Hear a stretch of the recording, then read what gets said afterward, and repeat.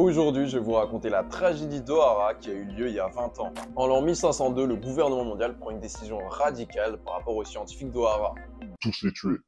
Mais vu qu'il faut quand même sauver les apparences, faut pas qu'ils perdent la face, ils font semblant de mener une investigation. Donc ils envoient le cypherpunk sur place, ils trouvent un poneglyphe et ils disent ok c'est bon, on a une justification pour tous les tuer. Bon à partir de là, les archéologues, ils sont pas débiles, ils savent déjà qu'ils vont pas s'en sortir, et je dis ok bon bah quitte à mourir, au moins j'ai envie de m'entretenir avec les 5 doyens pour tester mon hypothèse. Et c'est là que ça devient intéressant puisque les 5 doyens ils le laissent parler, tout ça, ils parlent des poneglyphes, ils disent voilà, ça a été écrit sur des pierres indestructibles pour pas que vous puissiez effacer complètement l'histoire du monde quoi. Et ensuite il dit voilà, c'est parce que vous étiez en guerre contre un autre royaume. Et au moment où il allait dire le nom de l'autre royaume, le Gorosei dit aux civiliens qui étaient présents sur place de l'abattre. C'est-à-dire que s'il avait dit le nom du royaume, tous les agents sur place ils auraient dû mourir, premièrement. Deuxièmement, lorsque le membre du Gorosei donne cet ordre, il y a clairement de l'émotion sur son visage. On dirait vraiment qu'il regrette le fait de devoir aller aussi loin, le fait de devoir tous les tuer. Et c'est un peu en contraste avec le Gorosei qu'on voit aujourd'hui, par exemple à Egghead, où vraiment, ils ont zéro émotion. Ils peuvent détruire une île et genre, y a rien sur leur visage.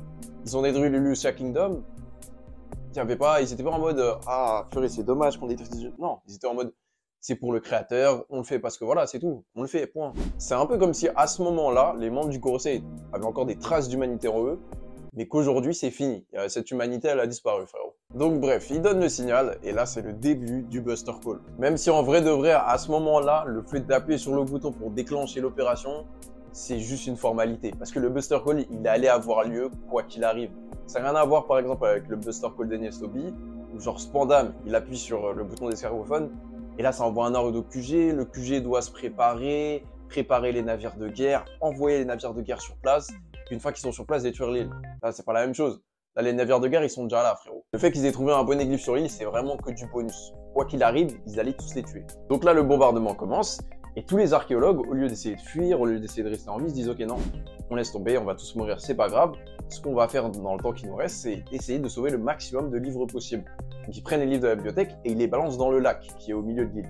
Et cette stratégie a payé puisque beaucoup de livres ont réussi à être sauvegardés grâce à ça. À ce moment-là, le seul moyen que Robin a de survivre, c'est de rejoindre le navire d'évacuation et de se barrer avec les autres civils. C'est le seul moyen. Et pour l'aider à rejoindre le bateau d'évacuation, il y a un nouveau personnage qui va rentrer en jeu, Agardi Saul. Donc Saul, comme on va l'appeler, il faut savoir qu'à la base, c'était un vice-amiral de la marine.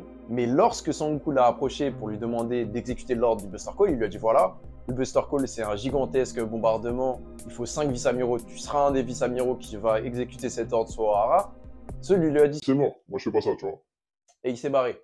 Et c'est que par hasard qu'il se retrouve sur Ohara. Donc bref, Saul amène Robin au navire d'évacuation, sauf qu'à mi-chemin, il se fait attaquer par Aokiji. Et c'est là que ça va devenir très intéressant. Parce que Aokiji, à ce moment-là, il se laisse un peu porter par le flot. Il sait que ce qu'est en train de faire le gouvernement mondial, c'est mal. Il sait qu'un génocide, peu importe comment tu le justifies, peu importe les mots que tu utilises pour le justifier, c'est mal. Et ça sera jamais la justice. Il le sait très bien. Et donc du coup, quand Saul se retrouve face à lui, il lui dit très clairement, il lui dit frérot, tu sais très bien ce qu'ils sont en train de faire. Ils sont en train de tuer toute une population juste parce qu'ils ont peur de ce qu'ils ont fait par le passé. Tu vois, ils ont peur qu'ils découpent ce qu'ils ont fait pendant le siècle oublié. Et ils sont en train d'essayer de faire un exemple. Il lui dit ça. Et Aokiji, à ce moment-là, il a encore la carte du déni. Il se cache derrière le gouvernement mondial. Il dit, ouais, les archéologues ont fait quelque chose de mal. Si c'est pour le bien du reste du monde, ça mérite qu'on les élimine. Et en fait, au fond de lui, il pense pas à ça. Mais il se cache derrière les paroles du gouvernement mondial, en fait.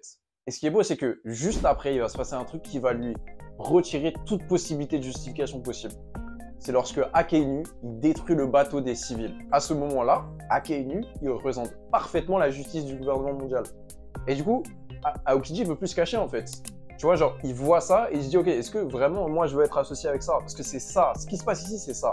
C'est pas genre, les chercheurs, ils ont fait quelque chose de mal et du coup on doit les tuer pour préserver le monde. Non, ça n'a rien à voir avec ça. Et là, ça vient de se dérouler sous ses yeux, donc il peut pas l'ignorer en fait. Tu vois, il peut pas dire, ouais, non, les civils, ils avaient fait quelque chose de mal et... Non. Ça vient de se dérouler sous ses yeux. C'était des civils innocents. Ils viennent de se faire tous tuer. Voilà, c'est genre, tu peux plus te cacher en fait. Et Akainu justifie en mode, ouais mais imaginez s'il y avait eu un seul archéologue sur ce bateau, toute l'opération aurait été un échec. Il faut détruire le mal à la racine. Mais c'est du bullshit, parce qu'en fait, ça n'a aucun sens ce que tu dis. Parce que ok, tu tues tous les civils sur ce bateau au cas où il y a un archéologue qui allait dessus. Mais qui te dit qu'un archéologue, il n'a pas réussi à rejoindre une île proche? Donc tu vas faire quoi? Tu vas tuer tout le monde sur toutes les îles proches au cas où? Et donc bref, Aokiji voit ça et il dit un truc du genre, ouais mais moi je suis pas comme lui. Bon, mais en vrai de vrai, il est en pleine remise en question, hein.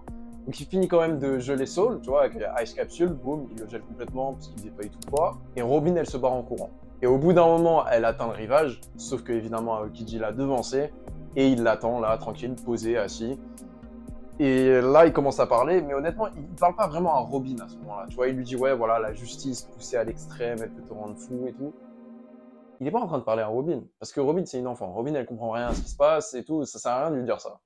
En fait, Aokiji, il est en train de se parler à lui-même. Il est en train de se dire, ouais, est-ce que j'ai envie de ressembler à ça? Est-ce que je devrais suivre le gouvernement mondial? Est-ce que je devrais laisser s'enfuir Robin? Est-ce que je devrais la tuer? Est-ce que j'aurais dû tuer Saul? Est-ce que j'aurais dû participer à ça? Bref, il remet tout en question, tu vois. Et au final, il décide de laisser partir Robin. Et c'est vraiment incroyable qu'à ce moment-là, Robin, elle ait choisi par elle-même de rentrer dans la barque et d'y aller, quoi. Tu vois, parce que, genre, en vrai de vrai, t'es une enfant comme ça, t'es toute seule et tout, tu vas revenir en arrière, tu vas essayer de chercher ta maman, je sais pas, tu vas faire quelque chose, tu vois. Mais même si elle est morte, et genre parce que t'es une enfant, tu vois, qu'est-ce que tu veux faire? Tu vas rentrer dans la barque, tu vas aller où? Et ça se termine sur cette scène déchirante où t'as Robin sur sa barque, toute seule, en train de pleurer, et en arrière-plan, t'as l'île complètement en feu.